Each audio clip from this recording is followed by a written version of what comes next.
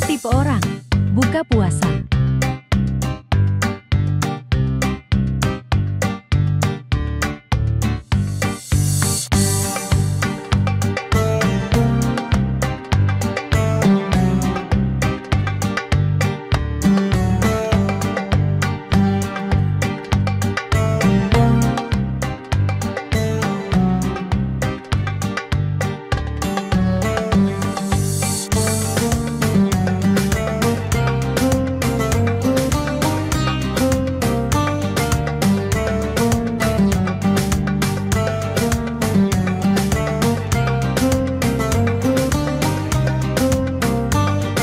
Walau anak kos dan berbuka cuman makan mie instan, nggak afdol rasanya kalau makanannya nggak pedas.